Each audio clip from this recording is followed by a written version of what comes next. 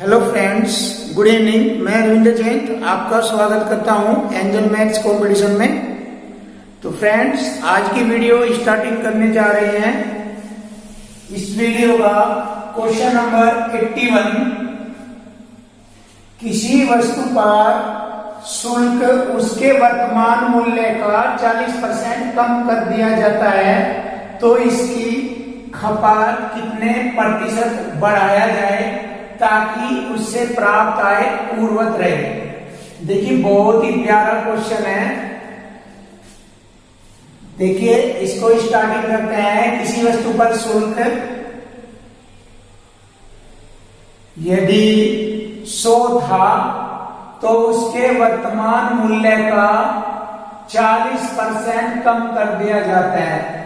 देखिए, वर्तमान मूल्य 100 था तो उसका 40% कम कर दिया जाता है। इसमें से 40% कम कर दिया जाता है। 100 का 40% का मतलब 40। जब 40 कम कर दिया जाता है तो 60 बच जाता है, शेष 60 रह जाता है। देखिए, यहां तक हमारा क्वेश्चन कवर हो गया। तो इसकी खपत कितने प्रतिशत बढ़ाया जाए ताकि उससे प्राप्त आय पूर्ववत रहे।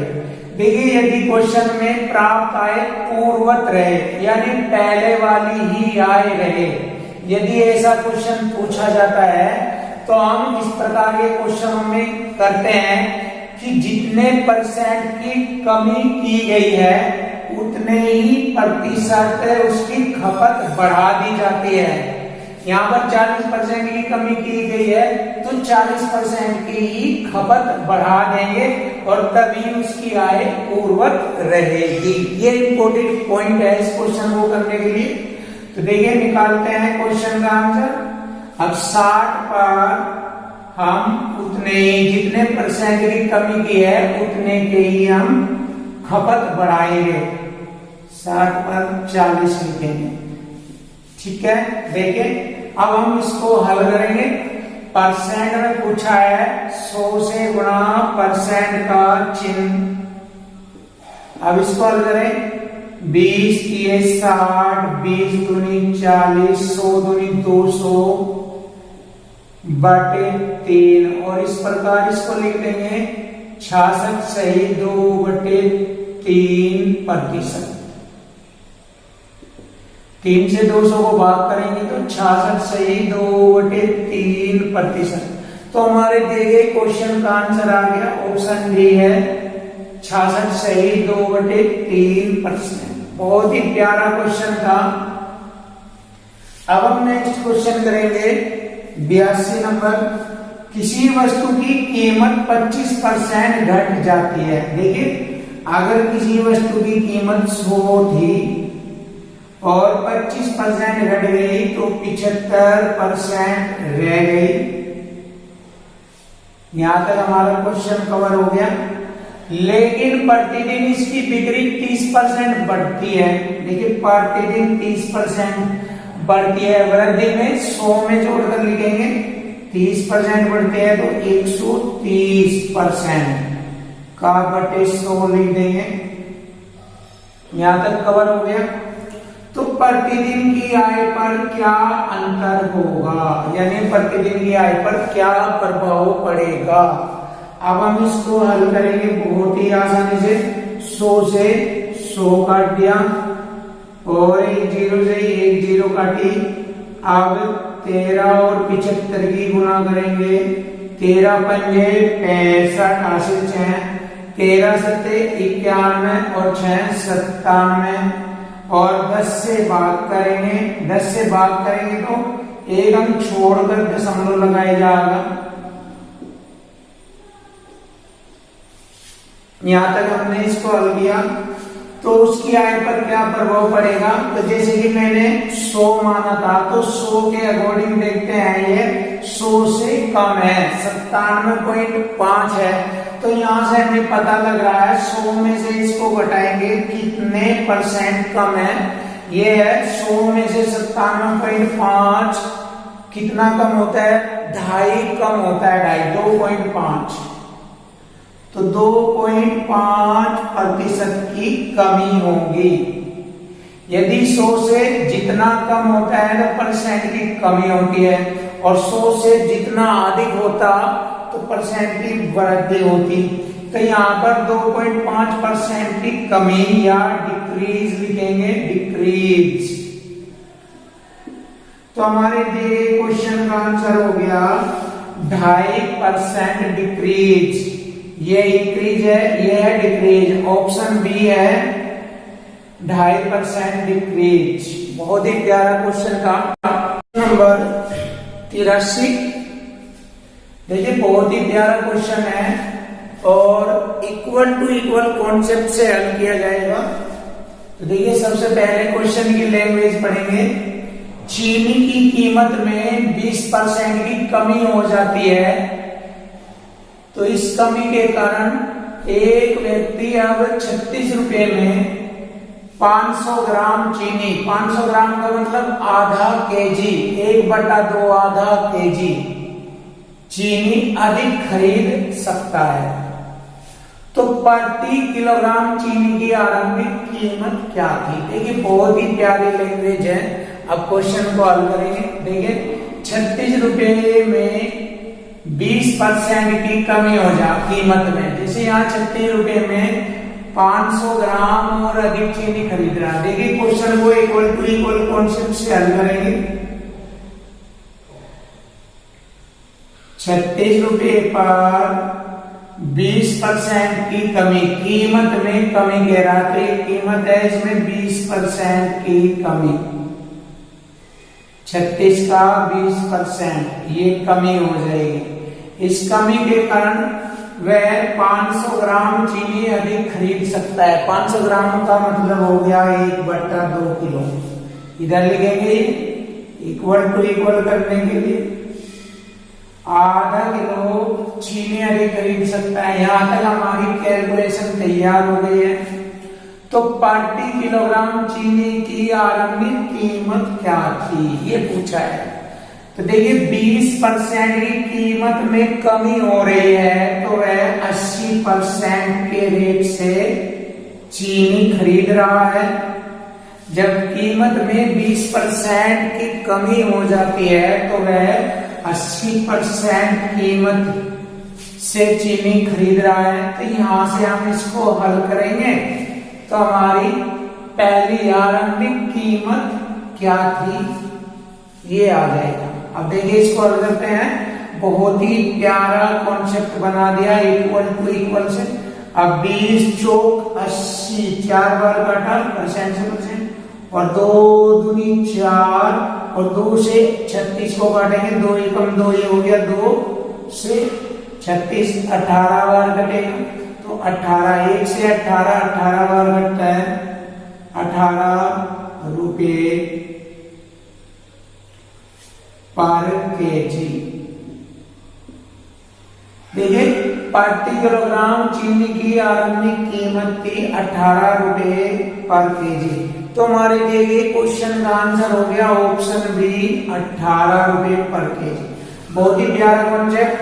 अब नेक्स्ट क्वेश्चन भी हम इक्वल टू इक्वल कॉन्सेप्ट से ही हल करेंगे। देखिए नेक्स्ट क्वेश्चन। एक व्यक्ति अपने मासिक आय का 40% भोजन पर, देखिए जब 40% भोजन पर खर्च कर देता है तो 60% बच जाता है। 60 और परसेंट का बटे 100 लिख लेंगे। 60% शेष रह गया। अब इस शेष वेतन का यानी कि शेष वेतन का इसका का मतलब हो गुना 1/3 यातायात पर खर्च करता है। 1/3 का अर्थ हो गया 1/3 खर्च करता है। तो शेष बच गया, 3 में से घटाएंगे 2/3 शेष रह गया 2/3। तो शेष का 1/3 खर्च करने के बाद 2/3 रह गया, 2/3 शेष का 2/3 रह गया यहाँ। और यह वह राशि है जो 4500 रुपये मासिक बचाता है। यदि वह 4500 रुपये मासिक बचाता है यानी खर्च करने के बाद भी वह कह रहा है कि मैं 4500 रुपए मासिक बचाता हूं। जो भोजन तथा यातायात पर, देखिए भोजन पर और यातायात पर खर्च करने के बाद रुपयों का आधा है। देखिए जो बची हुई राशि है वो यहाँ बचत बराबर बचत करूंगा मैं, ये मैं बचाई तो रहा हूं 40% खर्च करने के बाद 60% बच गया, फिर शेष का 1/3 खर्च करने के बाद 2/3 बच गया। बचत बराबर बचत, इधर भी बचत लिखूंगा। तो अब हमारी बचत यहाँ पर आएगी। देखिए 4500 रुपए मासिक बचा रहा है, जो भोजन और यातायात पर खर्च करने का आधा है। आधा जब 4500 आधा है तो पूरी बचत कितनी थी? देखिए पूरी बचत 4500 का, ये 4500 रुपए आधा का है, आधा है 4500 रुपए आधा है, बचत में से आधा बच रहा 4500। तो पूरी बचत बची हुई थी 9000 रुपए। देखिए एक बार फिर समझिए, ये लाइन बहुत ही अच्छी है। यदि वह 4500 रुपए मासिक बचा रहा, महीने में 4500 रुपए बचा रहा, जो भोजन और यातायात पर खर्च करने के बाद का आधा है, तो भोजन पर और यातायात पर खर्च करने के बाद का आधा है 4500 आधा, तो पूरा बचा हुआ 9000 रुपए का। देखिए हमारा बचत बराबर बचत हो गया। बस यही लैंग्वेज है, अब इसको हल कर लेंगे तो उसका मासिक वेतन आ जाएगा। अब देखें 20 की 60, 20 पंजे 100, 3 से मैंने 3 काट दिया और 2 से 4500 बार घटा और 4500 की 5 में गुना करेंगे। 2 0 5 पंजे 25 हासिल 2 5 24 2 22 22,500 रुपए। तो उसका मासिक वेतन था 22,500 रुपए। देखिए इक्वल टू इक्वल कॉन्सेप्ट से हल कर दिया। तुम्हारे दिए क्वेश्चन का आंसर ऑप्शन बी है 22,500 रुपए। नंबर 87, एक व्यक्ति 10,000 रुपए का कुछ भाग 5% तथा कुछ भाग 6% ब्याज पर देता है। 5% की दर पर निवेश किया गया भाग 6% की दर पर निवेश किए गए भाग से 76 रुपए 50 पैसे अधिक अर्जित करता है, तो 6% की दर पर कितना रुपया निवेश किया गया? देखिए जैसे कि क्वेश्चन की लैंग्वेज से पता लग रहा है 5% की दर पर अधिक धन उधार दिया था, क्योंकि 6% की दर पर निवेश किए गए धन से उसे 76 रुपए 50 पैसे का अधिक लाभ हो रहा है। इसका मतलब 5% का धन बड़ा है और 6% का धन जो है छोटा है, याद रखना। अब हमारा यहाँ अंतर दिया है कितने का? दोनों का अंतर है 76 रुपए 50 पैसे। तो मैं अंतर से अंतर को हल करूंगा। देखिए ध्यान से देखना कैसे करूंगा। 10,000 रुपए पर हम सबसे पहले 6%, क्योंकि इसका तो हमें पता है इसका धन 76 रुपए 50 पैसे अधिक ज्यादा मिल रहा है, 6% की दर से ज्यादा मिल रहा है 5% की दर पर। तो देखिए 6% पर देखते हैं। 6%, 10,000 का 6% 600 रुपया। अब हम क्या करेंगे? अंतर बराबर अंतर करेंगे। देखिए 5% और ज्यादा धन मिल रहा है, तो इसमें से घटा देंगे छोटे वाला धन, घटा देंगे छोटा का मतलब ये घटाने का चिन्ह हो गया, छोटा ही हो गया माइनस का 6।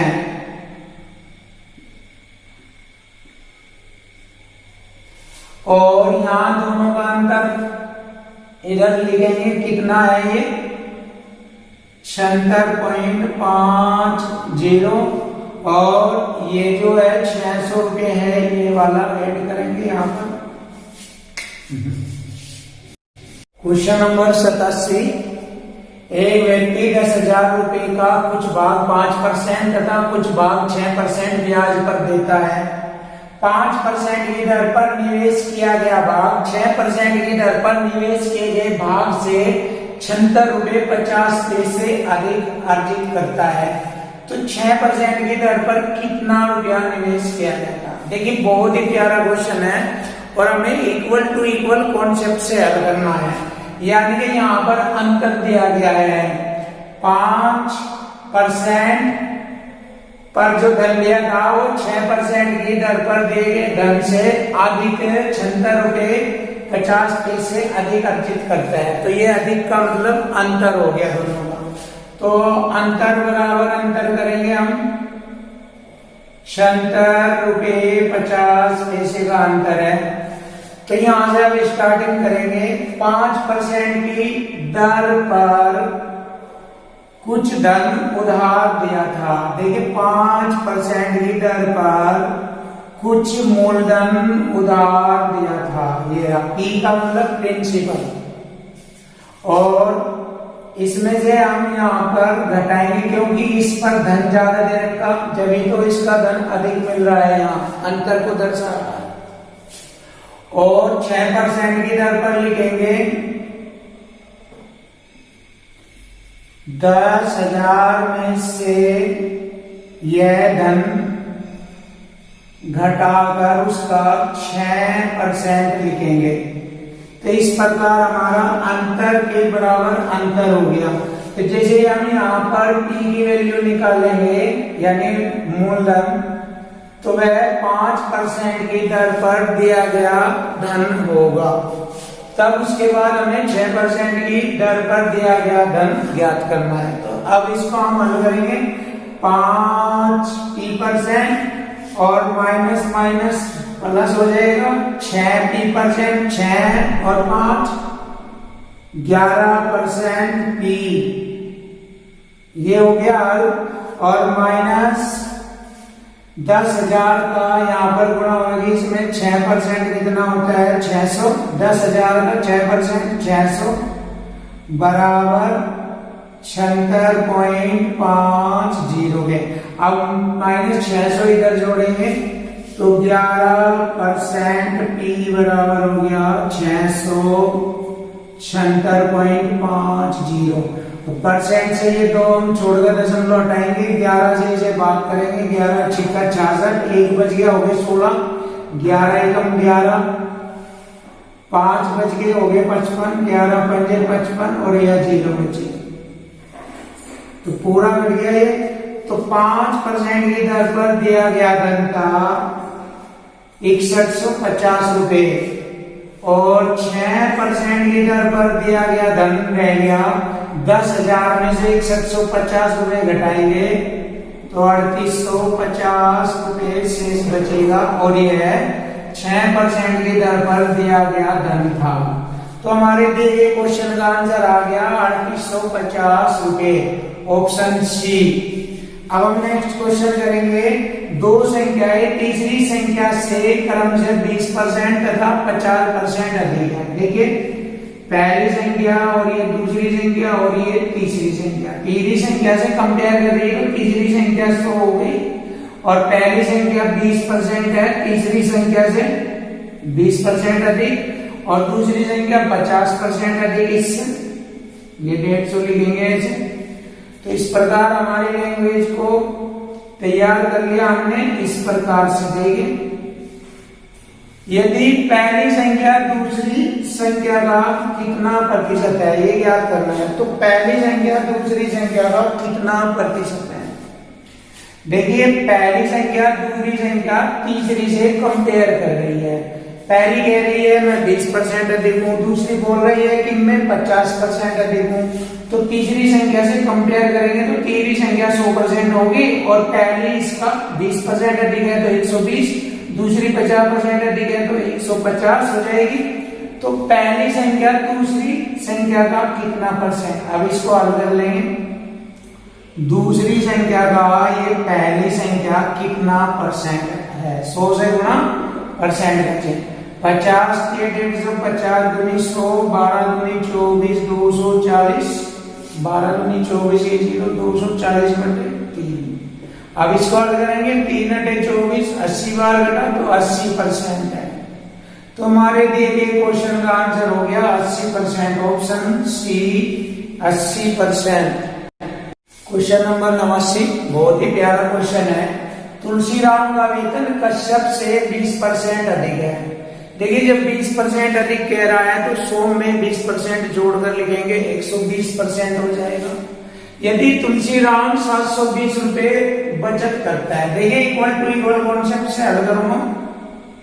तुलसीराम 720 रुपए की बचत करता है जो उसके वेतन का 4% है, यानी कि जो बचत है उसके वेतन का, उसका वेतन कितना है, कश्यप से 120% अधिक है तो उसका वेतन जो है तुलसीराम का 120% है, यही तो है।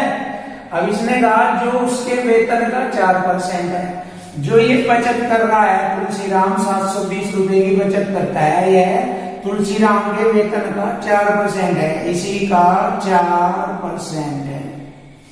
देखिए इसी का 4% है। अब हम इसको हल करेंगे बहुत ही आसानी से। 12 से इसको भाग करेंगे 120 से, 12 छिक 120 छिक्का 720, 12 छिक 72 परसेंट की 2 जीरो ये लगाएंगे और इस परसेंट की 2 जीरो और लगाएंगे। अब हम 4 से इसको काटेंगे, 4 से इसको 60 को 15 बार काटा जाएगा और 3 जीरो ये लगेगी। तो इस प्रकार हमारे क्वेश्चन का आंसर आ गया 15,000 रुपए। तो कश्यप का वेतन था 15,000 रुपए।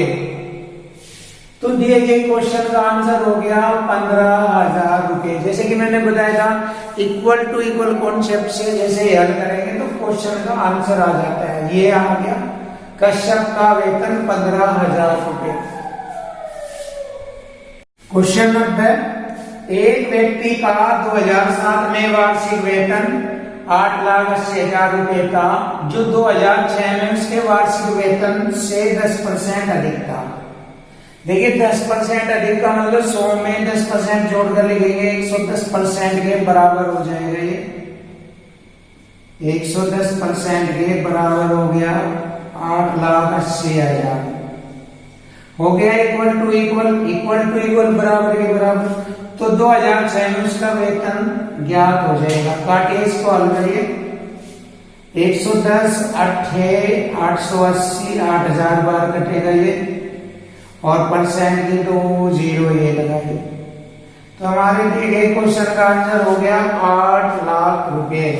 तो दिए गए क्वेश्चन का आंसर हो गया ऑप्शन बी 8 लाख रुपए।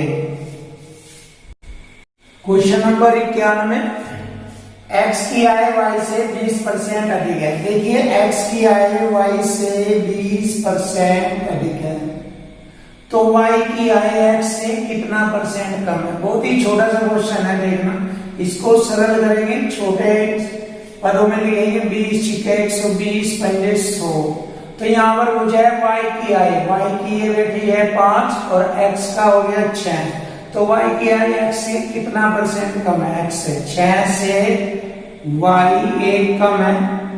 देखिए 6 से y 1 कम है तो 1/6 भिन्न को मैंने बताया था 16 से 2/3% कम है। इसको परसेंट में ऐसे लिख देते हैं। तो हमारे दिए गए क्वेश्चन का आंसर हो गया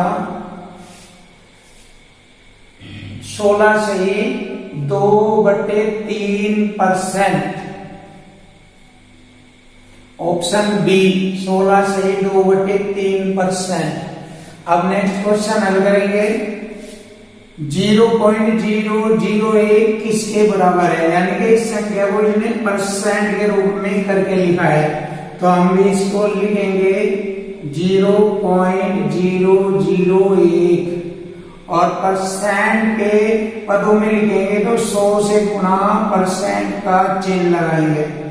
अब हम इसको हल करेंगे। वैसे मैं डायरेक्टली बता सकता हूं लेकिन अच्छी तरह ये है कि तो 2 जीरो से 2 दशमलव अंक हट जाएंगे, यहां से यहां पर आ जाएंगे, 100 से ये 2 अंक छोड़कर इधर आ जाएगा। तो हमारे दिए गए क्वेश्चन का आंसर हो गया 0.1%। ऑप्शन डी है 0.1%। क्वेश्चन नंबर 93, ए का वेतन बी के वेतन का 40% है तथा बी का वेतन सी के वेतन से 25% अधिक है, तो सी का वेतन ए से कितना परसेंट अधिक है। ठीक है, ए बी सी 3 बंदे हैं, तो क्वेश्चन को देखते हैं। यहां से आसान पड़ेगा ये लैंग्वेज से। बी का वेतन सी के वेतन से 25% अधिक है, सी का 100 है तो बी का 25% अधिक हो गया सी से 125। अब यहां से इसको यहां तक हल करेंगे। ए का वेतन बी के वेतन का 40% है, यानी बी का है 125 का 40% कितना हो गया, 25 पंजे 25 चौका 4 ढाई 40 पंजे 50 हो गया ए का वेतन। देखिए हल कर लिया मैंने यहां तक।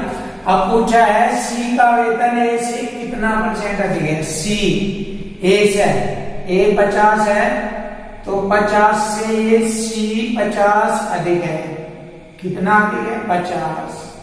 तो परसेंट में पूछा है 100 से गुना परसेंट का चिन्ह, 50 से 50 कट गया तो 100% अधिक है। तो हमारे दिए गए क्वेश्चन का आंसर आ गया 100% अधिक है, ऑप्शन बी 100% अधिक है। अब हम नेक्स्ट क्वेश्चन हल करेंगे। एक परीक्षा में 93% छात्र सफल होते हैं, 93% छात्र सफल होते हैं, इक्वल टू इक्वल कॉन्सेप्ट से हल करेंगे। तो 7% छात्र असफल हो जाते हैं तथा 259 छात्र असफल हो जाते हैं। देखिए इक्वल टू इक्वल कॉन्सेप्ट, यहाँ 7% असफल है और इधर है 259 छात्र असफल हो गए, इक्वल टू इक्वल बराबर के बराबर। तो परीक्षा में छात्रों की कुल संख्या क्या थी। अब इसको हल करेंगे, कुल छात्रों की संख्या आ जाएगी 7 21 4 बज गए हो गए 49, 7 7 49 कर गया, परसेंट ये 20। तो कुल छात्रों की संख्या थी 3700 छात्र। तो हमारे दिए गए क्वेश्चन का आंसर हो गया ऑप्शन ए 3700 छात्र।